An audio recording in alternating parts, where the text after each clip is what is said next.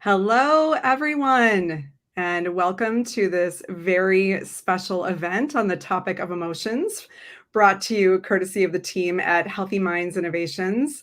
We are really delighted to be here with you all this evening, this very important evening before the US presidential election.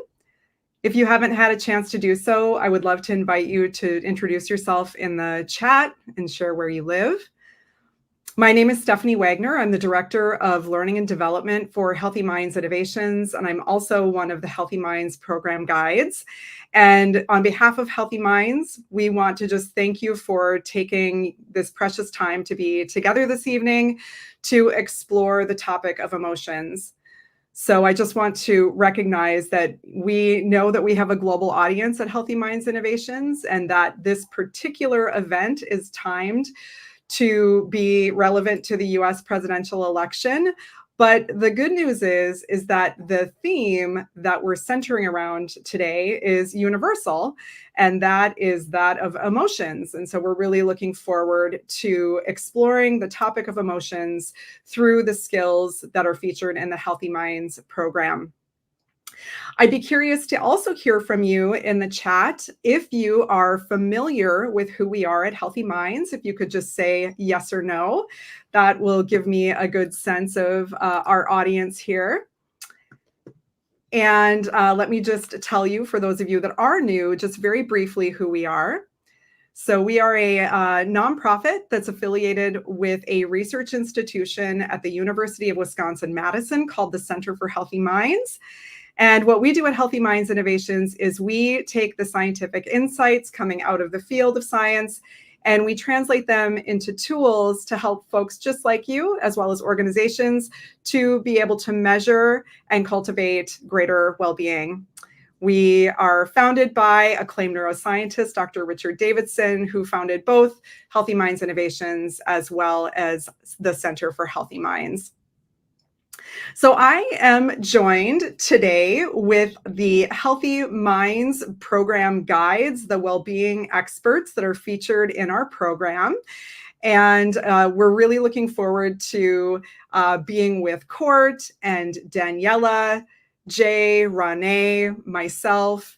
And so I'm not going to go into a big introduction about each of the guides, but if you are interested in learning more about who we are and our backgrounds in well-being and our education and that kind of thing, you can log on to our website at hminnovations.org.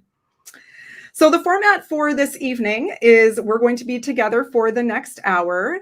And each of the guides in the Healthy Minds program is going to introduce us to something relevant to the world of emotions. And most of the guides are going to lead a practice as a part of their sessions. So you'll receive a little bit of an introduction about our approach to well-being in specific areas related to the Healthy Minds model of well-being, the Healthy Minds framework. And then you'll have a moment to practice together. And then we'll leave you with some practical tools of how to work with emotions as it relates to the election and beyond. And if there are any questions coming up for you along the way, please feel free to chat them in the comments, and we will take as many questions as we can if there's time remaining at the end of our session to get together today. And so with that said, I want to welcome on Dr. Cortland Dahl, who is the creator of the Healthy Minds framework of well-being and the Healthy Minds program app. And so Court, would love to hear from you a little bit about our background of the Healthy Minds framework of well-being. Thank you so much, Stephanie, and great to be here with all of you, with my dear friends, our fellow guides in the Healthy Minds program, and for all of you who took the time to join us tonight. So this is obviously a really stressful moment for those of you who are here in the US. I don't need to tell you how much election anxiety is going on. I'm sure many of you are feeling it. If you're not, then you're probably a rare individual. But even if you're not, I'm sure everybody else in your life is feeling all of the angst, the uncertainty, and in some ways, it's actually a perfect backdrop for the discussion that we're having, regardless of how this is touching your own lives.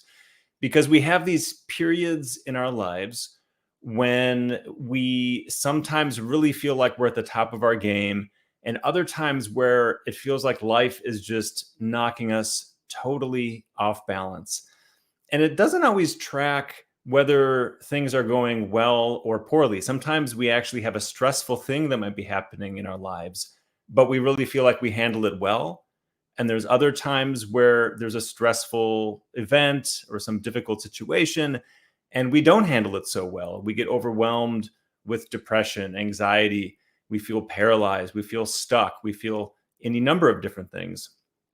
And really, these questions of why we flourish at some times, why we rise to the very best version of ourselves in some cases, in other cases, and other times we tend to struggle more, really drives a lot of the research we do. And in many ways, it is behind this Healthy Minds framework that Stephanie just mentioned. So we asked ourselves a number of years ago, after decades of research that was done by Dr. Richard Davidson and other scientists at the center, really, what are the core dimensions of well-being? What is it that is going on within us that helps us to learn and grow and, again, to handle adversity well? So when we have moments like this, where we're being bombarded with information that provokes anxiety or fear or gets us feeling divided and alienated from other people in our society or in our culture, what is it that can help us to get in touch with the very best parts of ourselves? So we looked at all of the research that had been done up until that point, really many, many different fields of research, everything from clinical psychology to neuroscience, the neuroscience of emotions, the neuroscience of social relationships, and even, of course, positive psychology, well-being science. But we also wanted to look at the world's wisdom traditions, the world's meditative and spiritual traditions, really to see where is the agreement on these core dimensions of well-being. Is there agreement on these core dimensions of well-being? And what we found was quite surprising, actually. We found that when we looked at all of these different fields of research, and we also looked at the world's wisdom traditions, there were some pieces, some dimensions of well-being that you really found across the board. So, for example, purpose, which is one of the core components of our framework for well-being, you really find that everywhere. You find that in positive psychology. You find it in the prevailing models of well-being in the scientific literature. And of course, you also find it in many different manifestations in the world's wisdom traditions. Similarly, the importance of human relationships, what we call connection, that too you find in virtually every scientific model of well-being, not to mention all of the world's meditative and spiritual traditions. But there was two other elements of the four that we ended up including in our framework that really were not on the map scientifically. And these are awareness and insight. So if you look at the most important and influential scientific models of well-being, and this is exactly what we were looking at when we first came up with this framework, you actually don't find much mention of attention, mindfulness, all of these different factors that have to do with our ability to stay grounded in the present moment. But this is everywhere in the world's spiritual traditions. It's, of course, a central part of many meditative traditions and approaches. And there is a large body of scientific literature that supports this, but it really wasn't included in these important models. The other one that I just mentioned is insight, which is really wisdom. It's our ability to step back and really know what's going on in our own mind in any given moment. That too is everywhere in the world's wisdom traditions. In fact, the word wisdom itself is very related to this idea of insight, but it wasn't on the scientific map of well-being research. So we put all of these factors together in this model. And really, it became, behind the scenes, we call it the ASIP model for awareness, connection, insight, and purpose. But we mentioned this, and we're going to hear more about this from my friends and colleagues, the other guides. These four qualities are exactly what help us deal with moments like this. When we are struggling to deal with all of this anxiety-provoking news and information, we're getting worried about what might or might not happen in the future. we're feeling ourselves overwhelmed with the emotional reactions that we might have in these situations. It is our ability to connect with these innate capacities that we all have. This is literally wired into our brain to have these capacities for awareness, connection, insight, and purpose. This is exactly what puts us on a strong footing to weather the storms of life, like we're going through now, at least here in the US. So I want to turn it over to my colleague Stephanie now, who you already heard from, who's going to share a little bit more about the first of these 4 qualities, which is awareness. Great. Thank you so much for that background, Court. And so I'm going to spend just a little bit of time here talking about the first pillar of well-being in the Healthy Minds framework, which is awareness. And rather than telling you initially what it is, I like to just point to an experience of it. So I'd like to invite you to just pause for a moment and notice how you're feeling right now.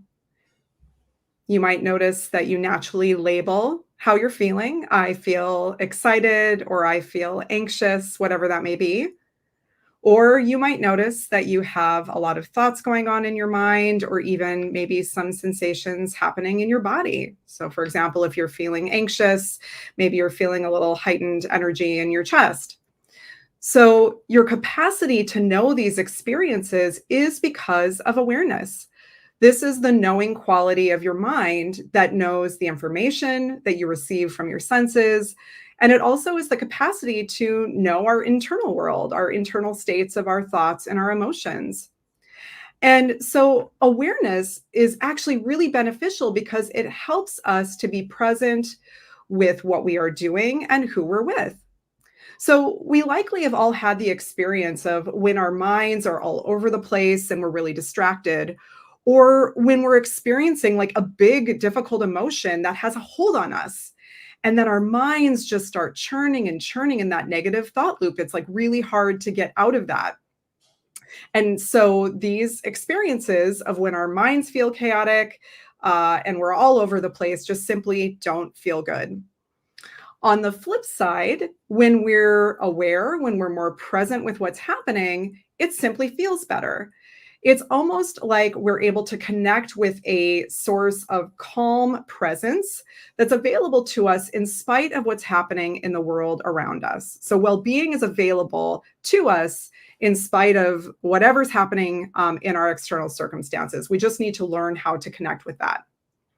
So, awareness also helps us to prioritize what we want to pay attention to in any moment.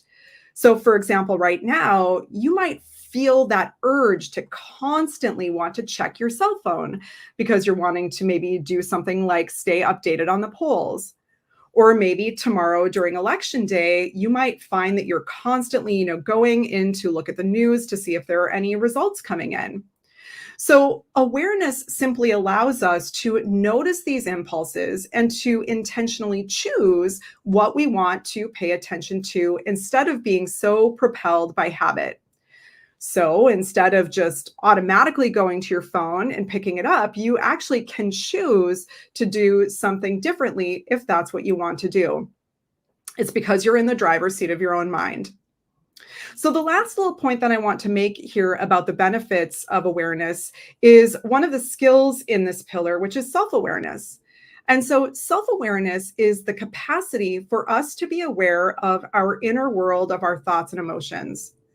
So, we might notice that we feel a certain way when we engage with certain types of media content right now. I notice for myself that when I see certain kinds of political videos that are very divisive, like I start getting really angry, like I can feel that energy start to flare. I start getting really hot and I can start getting angry. Or maybe if you're like, other Americans right now, there's sort of this pervasive feeling of powerlessness or hopelessness. So self-awareness can help us to notice how we feel, and then we can make choices about how we relate to it. So often there's this very natural impulse to want to get rid of it, to want to it to go away. But that actually only makes the emotion stronger when we're making it our enemy. So here we can actually learn how to relate differently, and we can make choices about how we respond in a way that honors the emotions with acceptance, openness, and kindness. So, I'd like to just lead us in a guided meditation right now. There are a lot of practices out there right now about dealing with stress using mindfulness of the breath, and I want to introduce something different. And so, in this brief 5-minute practice, we're going to explore our emotions. This practice can help us become more in tune with what's going on so that we can be more responsive to what we need and how we want to respond to our inner world. So, go ahead and just find whatever position feels comfortable and balanced for you. You can just allow your spine to be loosely straight and relax the muscles in your body, if even just a little bit.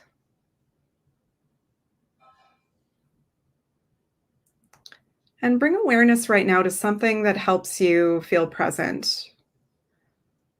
This is going to be your safe home base that you can come back to at any point in the practice if you're feeling out of balance or overwhelmed. So it might be something like just feeling the breath moving in and out of your nose, or even listening to sounds in your environment. So just rest your mind on an object that's your safe home base.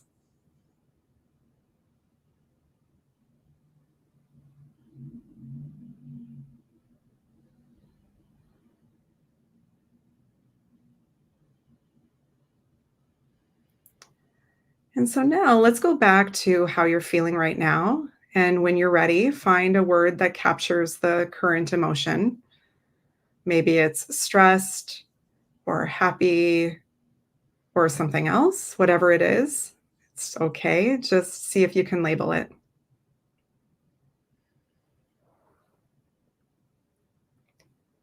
And so now notice how this simple word captures just a variety of experiences. This feeling is made up of sensations in your body and words and images in your mind. Maybe you notice sensations in your chest or your jaw. So see if you can become curious and aware of the different parts of this emotion.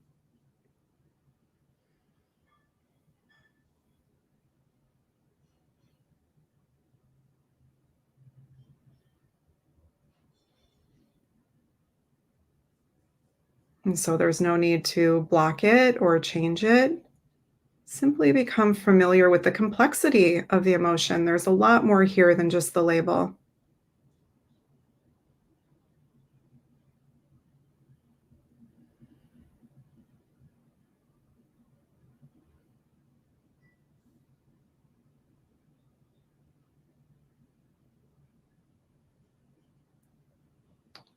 Next, explore how you relate to the emotion. Does it feel pleasant, unpleasant, or neutral? We have this very natural tendency to want to push away negative feelings or move towards positive. So simply observe that push and pull that's happening in every moment here. And just welcome it as a part of what it's like to be you right now. And if it feels like too much, remember you can go back to your safe home base.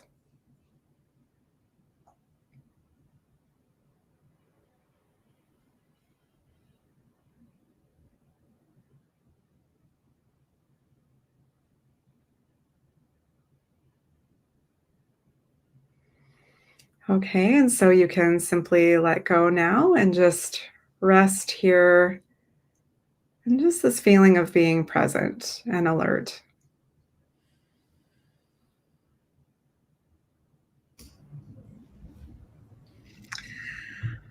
Okay, so if your eyes have been closed, you can open your eyes and come out of the practice. I'd be curious. I see that some of you are still sharing feelings. I'd be curious for you to share a word that describes how this practice was for you. Maybe it was challenging, maybe it was calming. There's going to be a wide variety of responses I know that are going to come through just in your sharing, but how a word that describes how this practice was for you. Calming, settling, worried, yeah, tinged with judgment, was informative. Okay, great. So, as long as you were aware during the practice, regardless of whether it felt pleasant or unpleasant or neutral. Doesn't matter if, as long as you were aware of what was going on as I was guiding you, you were meditating. So really nice work. And we can actually bring our practice of bringing awareness to emotions during the election as we move into our evening tonight and to tomorrow. So I'll just invite you to think about, choosing an activity that you might want to work with tomorrow and practice being aware. So it might be that you choose that you want to notice how you're feeling when you're engaging with your phone. And then you just notice, what are the sensations? What are the thoughts? What are the emotions? What does it feel like to check the news? And then just notice how you're relating to it. Are you resisting it? Are you moving towards it?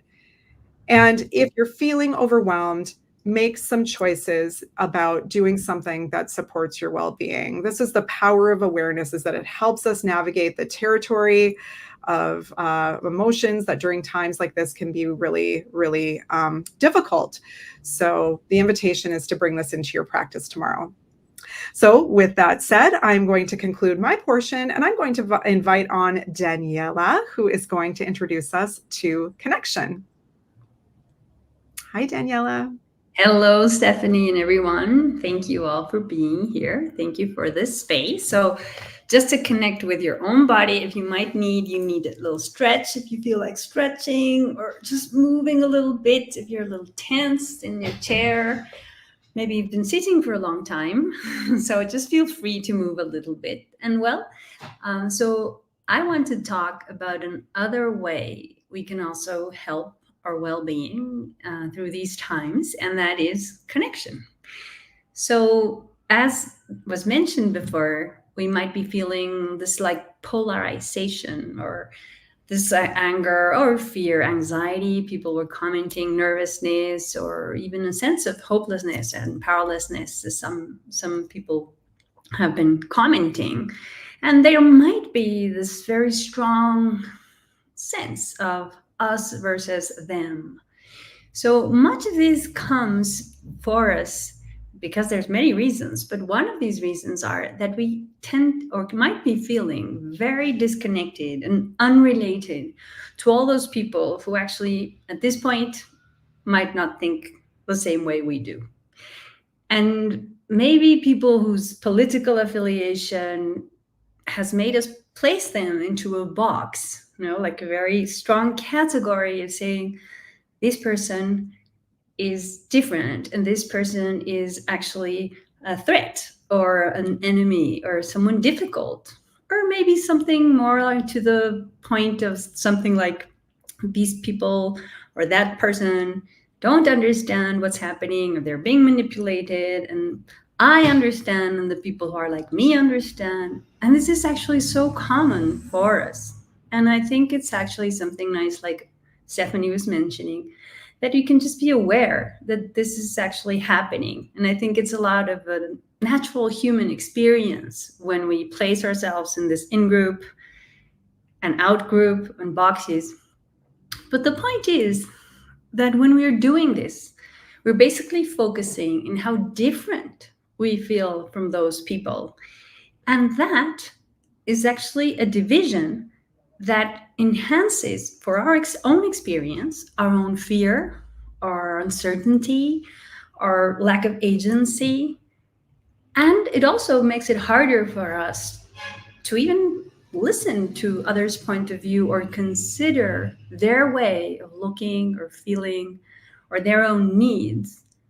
And the fact is, I am so grateful to being here because, as Cord was saying, this is pretty universal. I am Mexican and we've just had elections and the same feelings, the same nervousness, the same parsing of us and them, and the difficulties that this brings. Of course, we felt that here, and that was true for us here too. But the thing is, maybe those other people who don't think like me are a huge part of the population, millions of other people. And if we look a little closer, we might find that if you look and see and try to find and think about people that you've had in your life There are people that might be a very nice lady you have down the road, a neighbor, or that couple, or someone you meet at the supermarket, or the people who have helped you have the clothes you have, enjoy the things you enjoy. All of these people that when you find one-to-one in the street and in different contexts, you can see how similar they are to you, how lovable, how actually somebody who can be close to you. So when we actually look a little closer, and this can really help us see that our differences with others that might feel so huge today are actually much less than our similarities to these people.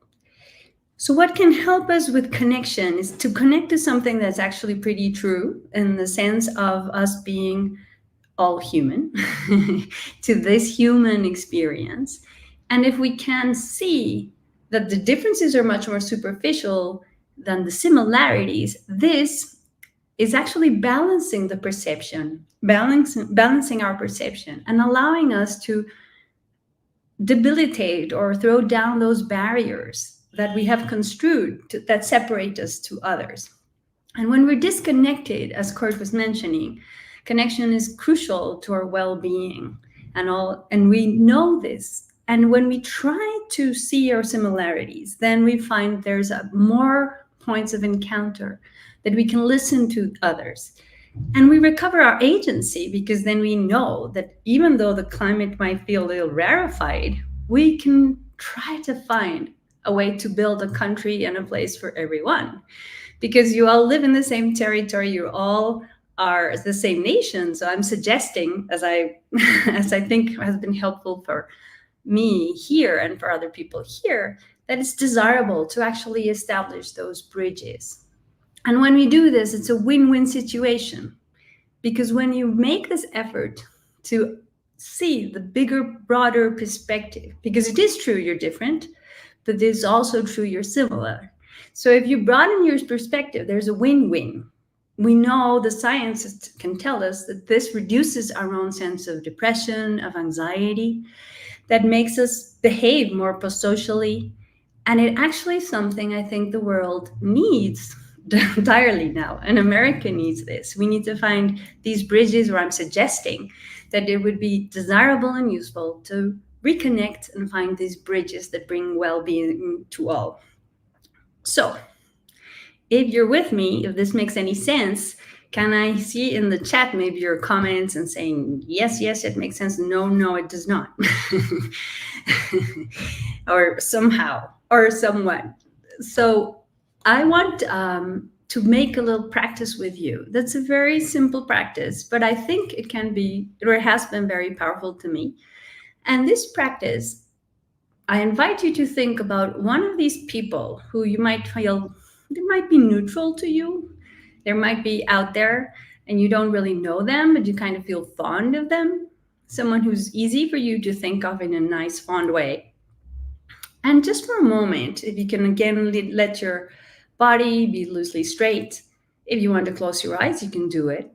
Or not, if not, as Stephanie was mentioning, just allow your attention, your awareness to come to the present, this grounding, being aware, and just think about this person, bring that person to your mind.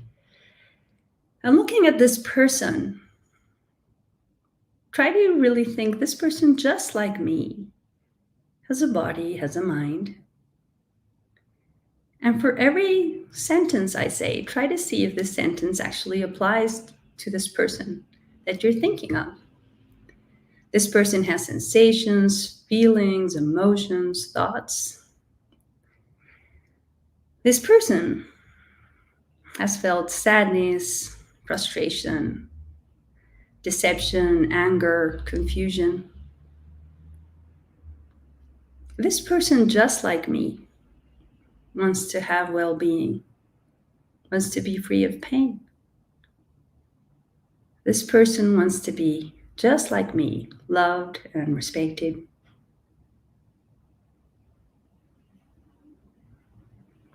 This person, just like me, wants to have constructive relationships. Just like me, this person wants progress, a better life for him or herself, for her close ones. And this person, just like me, deserves to be heard and seen. This person, just like me, does not necessarily know how and in which way, and in every occasion, how to cultivate their own well-being. But this person, just like me, wants to be happy and deserves to be happy.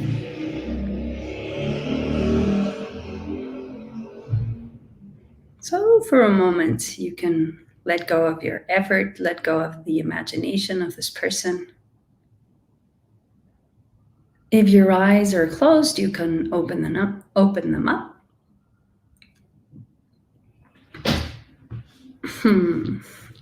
And tell me, how did that go for you? Was it from a scale from 1 to 5? If 5 being very easy and 1 being very hard, how easy being 5 or 1 being very, very hard, or something in the middle from 1 to 5?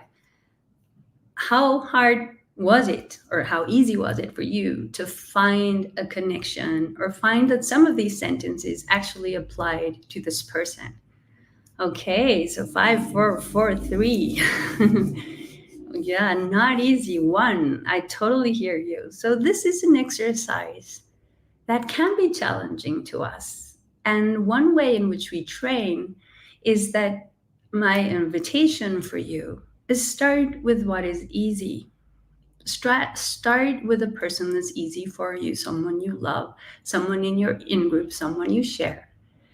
And try to think, just like me, this person has one of these things, or look for these similarities. And as you feel more comfortable with this, try to extend this to someone who is maybe not the epitome of someone who's contrary to you, but much more closer to you, but more neutral. And as you really train, and we train to look at people and allow ourselves to see similarities, this training strengthens our capacity in our brain and our feelings, our behaviors, to actually have this empathetic stance. So I'm not saying it's easy, very easy, but like anything that's worthwhile, like good habits, they might take a time to train. So I invite you to try. If it was too hard for you, look for someone who is easier. And I really hope the best for all of you, and that this can make us all learn and be better as citizens and try to build closer connections. And with this, I'll just pass this on to Jay. Thank you, Daniela. Hey, everyone. Good to be here. I'm Jay. I am reaching you from Canada. So I think with Daniela in Mexico, now we've got the full North American contingent here. And I saw some fellow Canadians in the chat. I think I saw comments saying that Canadians are stressed about this too. I totally agree. I want to start actually with a bit of a story. I don't know if y'all remember, there was a big pandemic a couple of years ago that completely flipped our lives upside down. And, it was tough. Everyone has their stories. At some point, I realized it was tough for everyone. Like, I was trapped in a condo with a baby downtown, and I was like, this has got to be the worst way to deal with the pandemic. And then I talked to my single friend who was going on like 6-foot distance dates. I was like, okay, well, that sounds pretty bad too. So, at some point I realized we're all going through it. But one thing that happened, the reason I bring it up, is my wife and I, we started watching historical documentaries. And it was just something we got into, but it actually really, everything from like the World Wars all the way to like ancient history and like samurai times and Rome and things like that. And it actually really helped me zoom out and see that like a lot of the challenging, like this is the worst thing to have ever happened feelings I was having during the pandemic, these big emotions that were coming up, were really coming from the stories that I was telling myself about what was happening and what we were going through. And looking at history really helped me see, like, you know what, just by the very fact that you are alive right now means you come from a long line of survivors, tens of thousands of years of survivors, right? Through all of history, through wars and plagues and famines. And of course, yes, political disagreements. And it really brings it clear that like our emotions make us myopic and it becomes impossible to see clearly. And like even just now when Daniela, thank you for leading that lovely practice. I was seeing in the chat, the comment that I was feeling as well, which is like, it can be really difficult at this time specifically to extend love to someone on the other side, to see them fully. But, this idea that it's difficult to love someone we perceive as maybe selfish doesn't ring true for me because I have a 5-year-old and, he's trying really hard, but when you're 5, you're selfish and I love him, a lot. So there is something about the anxiety and the election anxiety that is rooted in this uncertainty and this change and this loss of control that makes it hard to see clearly. And insight is all about embracing uncertainty. And I find that really, really helps to deal with change, and insight in particular of the 4 pillars for me is a skill that really helps me deal with change. And so we can think of insight as examining our assumptions and expectations and beliefs with curiosity. And it's really important to understand that we're not trying to change the way we think or change our assumptions or change our beliefs. We're just trying to stay with the big picture for a second, stay open and stay curious. And the skill is kind of like poking holes in our own stories. That's kind of how I think about it. Got all these stories running through my head. So I'm going to guide a short little practice and we're going to pay attention to some of those stories. If you're used to meditation, of course, you can sit in a very nice way with your eyes closed. But this practice also really works well with journaling. If you want to pull out a pen and paper or a digital notepad, that can also be a really, really great way to practice. So let's just start by getting ready for a second.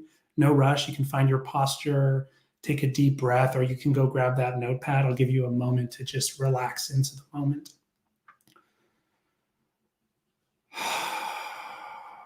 If you want, you can close your eyes. Or if you've got a pen and paper, you can just start doodling a little bit if that helps you stay aware. And before we get into anything, let's do nothing for a little bit and just let the hourglass settle.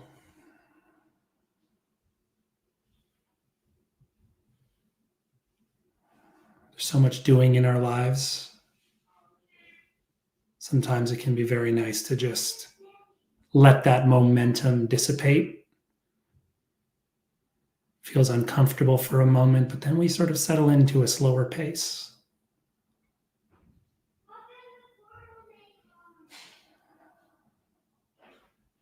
Now, if this feels really, really good, you can ignore everything else I'm about to say and just stay here and do nothing and let whatever happens happen.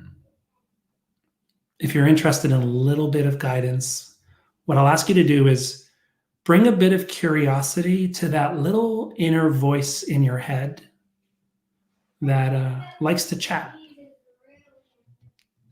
And see if you can listen to it as opposed to trying to do anything. Just kind of ease back and listen like you're listening to a podcast. It's not you, it's just this voice in your head. It's not your voice, it's a voice.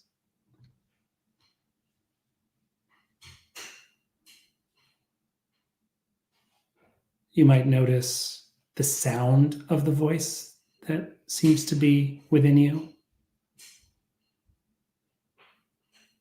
You might notice the silence between moments where the voice is talking, thinking.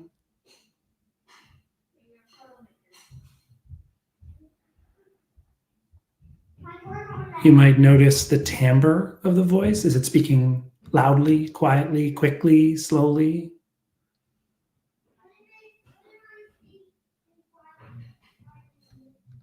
And again, we're not trying, we're just listening to what arises, noticing what comes up automatically. These strange inner words that we use the simple word thinking, but really it's kind of a mysterious phenomenon that's difficult to explain, but you can just listen to it.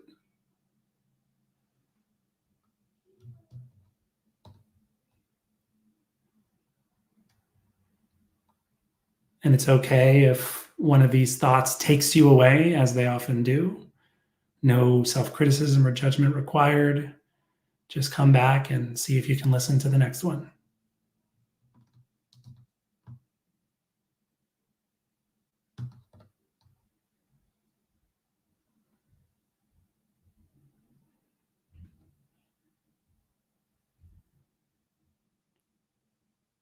Okay, great.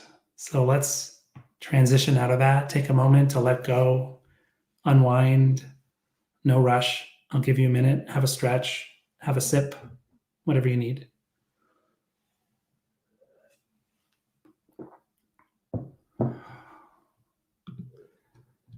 Now, feel free to share in the chat what that felt like for you. I'm going to debrief a little bit and say that, like, one way the brain handles uncertainty is that it latches on to any glimmer of certainty it can find. And the research shows that when there's missing information, i.e., there isn't certainty, the brain makes stuff up, right? If you've ever looked at an optical illusion, your brain is just trying to complete the picture.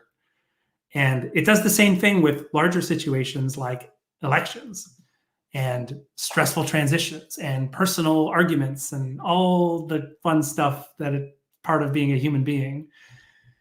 The stories that we tell ourselves are sometimes made up. And so when you listen to those stories, you can actually learn a lot about yourself and about the mind. And it's interesting because we feel safe when things make sense. And so sometimes we just pretend things make sense even when they don't. So if you think back to the practice we did and you think about, like, what kind of thoughts were coming up for you, with insight, you can kind of inquire, why did my brain go there, right? You can say, like, what beliefs, what prior knowledge, what assumptions am I making? And yes, given our theme for today, what emotions and what emotional needs am I trying to satisfy, or is my brain trying to satisfy for me with these thoughts? It's kind of like recently I had some back pain, and I could tell that the pain was in my glute. And so I was like stretching and strengthening my glute, just like doing the leg lifts and trying to and then when I actually got to a specialist and figured it out, it turned out there was actually nothing up with my glute other than it was exhausted because it was compensating for another injury. And that's similar to like what the brain often does with thoughts. Like if you think about the election, if you're like me, you might always think like, oh, my candidate is definitely going to win, definitely, because my brain wants me to feel safe in that certainty and doesn't even want to confront the idea that that could not be true. But I know also there are people who think, oh my God, the other candidate is definitely going to win. What are we going to do? And that's like also the brain trying to mitigate that fear by setting you up to prepare for that situation so that you're all prepared, again, trying to feel safe. And so with insight, you can get really curious about these inner movements, step out of the stream and study the currents and realize that the stories are not capital T truth. They're just currents of the mind. There's nothing to fix, no need to judge yourself. You just have to watch. And sometimes that gives you distance and space to breathe. And I think, not only do you learn your own patterns, you learn society's patterns, like all these headlines and ads that trigger you. And as you train in insight, you sort of gain this essential skill for well-being, which is to embrace uncertainty, which is key because uncertainty is constant, right? Things are always changing. Yes, tomorrow is the election, but it's not the end of anything. Things are going to keep happening. But with these skills of well-being that my colleagues and I are talking about today, it just doesn't have to be scary. It can be just another current to watch in this river of experience. So if you stay open, curiosity is the key, and it can really help. It doesn't solve the problems, but it allows you to get some space and kind of act effectively in your own life and also act effectively in society. So we're going to have a Q&A at the end. We can ask follow-up questions and feel free to reach out online. But now I will turn it over to Rane, who's going to close us out with purpose. So Rane, you're up. Hey, thanks, Jay. And good evening, everyone. Happy election eve. Thank you all for being here. So far, we have talked about the ASIP framework. We've talked about awareness and connection and insight. And now I'm going to talk about purpose.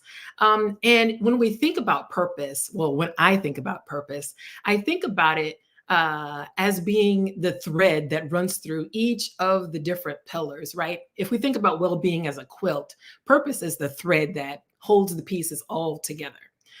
Purpose is a set of values or guideposts or a guiding light that helps direct how we move in the world. And so, but we often get to thinking about purpose as like one central thing, right? One central aim in our lives.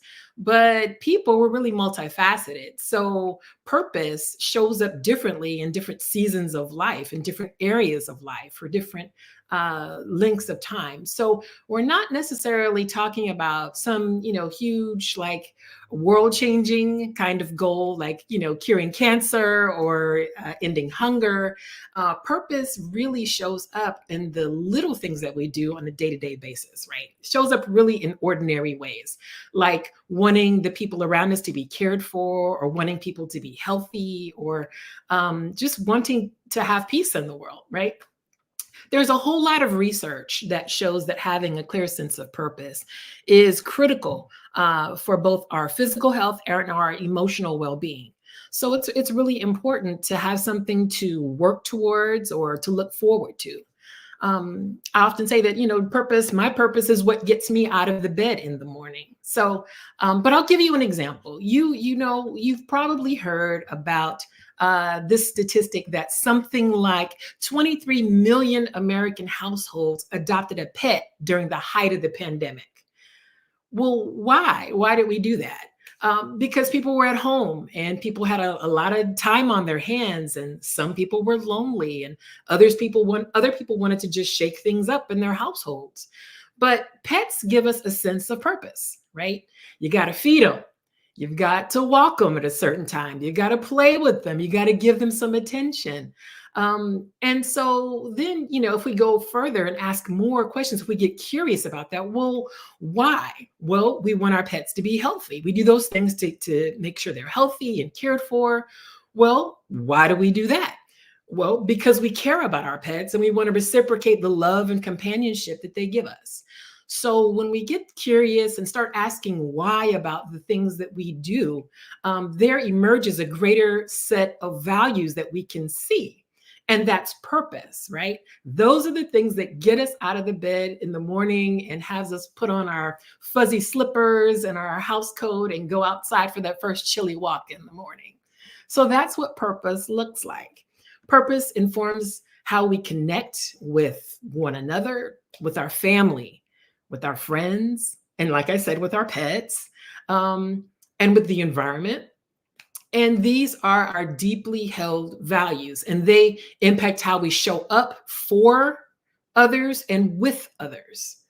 Our perceived sense of purpose also impacts how we engage the environment and the world around us. So our purpose really is the lens through which we are seeing current events in this election, right?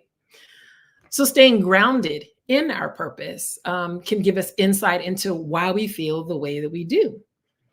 We've already named tonight, many of us are feeling a sense of hopelessness, frustration, anger, despair, a lot of different emotions here because of this election and the state of the country and the world itself.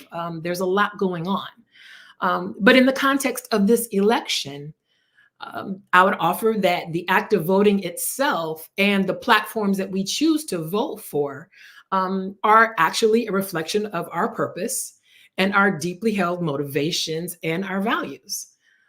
One of the quotes that I've been hearing a lot over the last few years is one by Senator Reverend Raphael Warnock. He's a senator from Georgia. And he was quoted as saying, "A vote is a kind of prayer for the kind of world we desire for ourselves and for our children." So then voting in this moment reflects our purpose, right? It reflects our hope. And hope is what connects all of us together.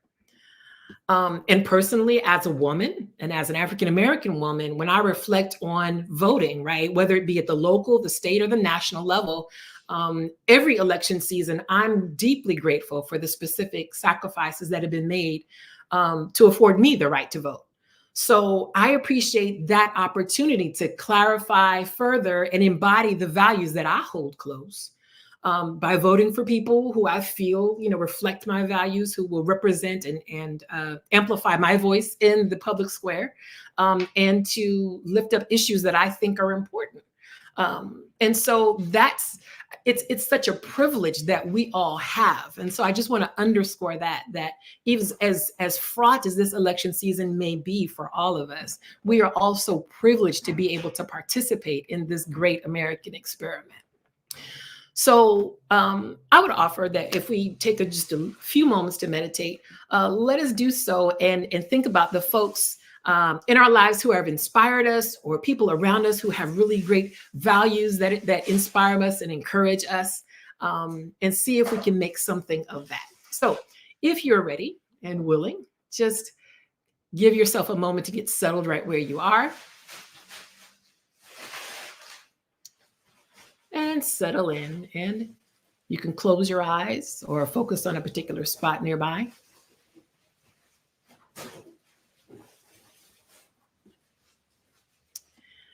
And bring to mind people who inspire you. They could be family members or friends or acquaintances, or even public figures that you've never met. Maybe people devoted to a cause or a higher calling, or people who inspire you by the way they live their own lives.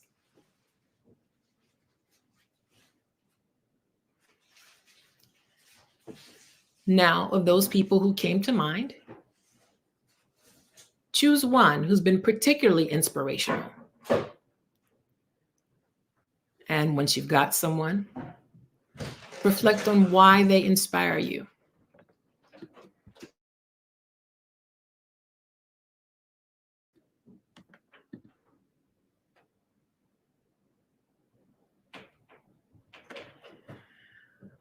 What deeper purpose might be guiding this person? Get creative and imagine here what might drive them. What vision or dream might they have for themselves or for the world?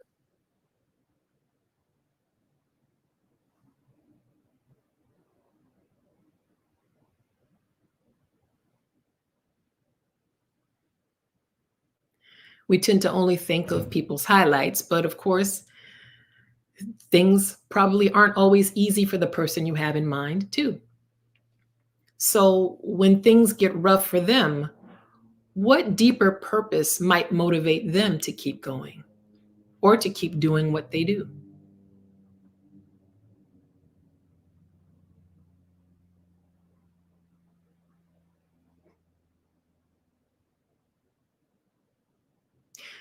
For the next few moments, consider one value that you share with that person and how that value or sense of purpose shows up in your life.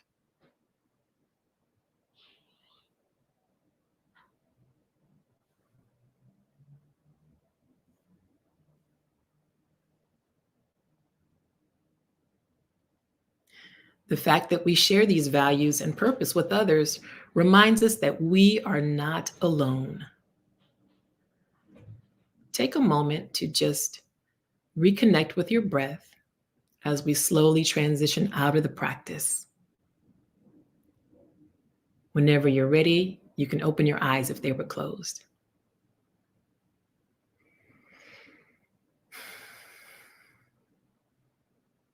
Now, if you would, put in the chat one value that you want to embody more of as we move into the next days after this election. One of the things that we can commit to doing in these days and weeks that are ahead is to stay close to our values, stay close to remembering our whys. Having clarity on those, keeping those on the dashboard of your life will help you stay true to the work that you do, to the people in your sphere, to the relationships with the people closest to you, and to yourself.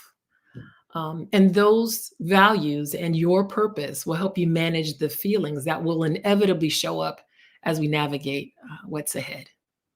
All right, so thanks a lot. Back to you, Stephanie. Thank you so much, Renee. That was a beautiful segment. And thanks so much to the rest of the Healthy Minds program guides. So much inspiration in so many different ways that we can actually work with these emotions that are arising in the midst of this election. So, I'm on the back end here, and I can see that we have a special guest, and I'm really excited about this. Do you have any guesses? We have Dr. Richard Davidson here. Richie, we're so happy that you're here with us. Thank you for that special introduction, Stephanie. Really appreciate it, and very happy to be here with all of you. Yeah, So we'd thank you love for to. having me. Yeah, we'd love to hear, some thoughts, some closing words on working with emotions as we're in this kind of challenging time. Yeah. Yeah, so first, I really appreciate all of your beautiful comments and practices. And I love that to see what you all are writing for Renee's prompt about values that you wish to carry forward. And it reminds me of a dinner that I had in 2019 with John Lewis, the great civil rights activist who was a member of Congress at that time. And this was a very challenging time in the US Congress. It was during a time that Trump was still president. And John Lewis was filled with nothing other than love. And it was very inspiring to be with him. And I was asking him, how it was to be a member of the US Congress at this time. And, he clearly acknowledged the challenges, but he was connecting to each of his colleagues as human beings. And he was able to separate the actions that they may be engaging in from the fact that we're all human beings. And I think that in this election, it's really important to see that if people are promulgating views that are not consistent with your own, that we can criticize the ideas, the views, but really see if we can connect to the person and recognizing, particularly in this climate, that many ideas that people um, may be espousing are products of a kind of um, national delusion that is very difficult to avoid given the prevalence of misinformation and all the stuff to which we're exposed. And so, um, rather um, than condemning the people on the other side, this is really an occasion to have compassion for them because they may be so confused. Um, and I think that this can help promote a more meaningful dialogue and really help us get past this toxic divisiveness that is so prevalent today. So, my strong aspiration is that people will find a way um, to more effectively bridge this divide. And when I go out and talk to lay audiences, I often um, talk about the next generation. And many of the adults that I speak to have children or they know kids. And I don't think there's any disagreement that we want kids to grow up to be happy and to live a productive life, to contribute to their country, to their community. These are, I think, pretty much universally held values. And so, if we can begin at least by identifying these common values that we all hold, that we can embrace, I think the path forward will be a little less contentious and a little bit more doable. So this is really my aspiration for what comes next. And I really want to thank all of you in the Healthy Minds community for your engagement with us, your interest, and your practice. Um, because we have learned something simple and radical, and that is that well-being can be cultivated. And and the data show that if we all spend even as short a time as we spend each day brushing our teeth, nourishing our mind, this world would really be a different place. So as we go forward together, let's all embrace this idea and do our best to model it for others. And through this, I think we can all make a positive difference, and we all have a role to play. So I want to thank you so much. And I know our time is ending, and I don't know if there's time for questions, but I'm just very happy to be here. And I wish you all the best, particularly over this next period, which will be certainly challenging for all of us. Thank you. Thank you so much, Richie, for your concluding, inspiring words here. And there's just been a lot of love for you in the chat. And I realized that I did not set up very well who Richie is. I talked about him at the very beginning of our presentation. So Dr. Richard Davidson is the founder of Healthy Minds Innovations and the Center for Healthy Minds. And we're so grateful for all of the work that you've done to bring well-being practices into the world. There's just been a lot of love in the chat during this entire program, Richie, about the difference that these practices in the Healthy Minds program has made in the hearts and minds of the audience. So I hope that you are able to take a look at the chat as we're going along here. So I just want to say thank you so much to all of you for being with us for this last hour, exploring the different skills in the Healthy Minds program to help you navigate this inner world of emotions during this challenging time. We really hope that you have some nuggets of practices that you can bring into the upcoming days as we navigate a lot of uncertainty.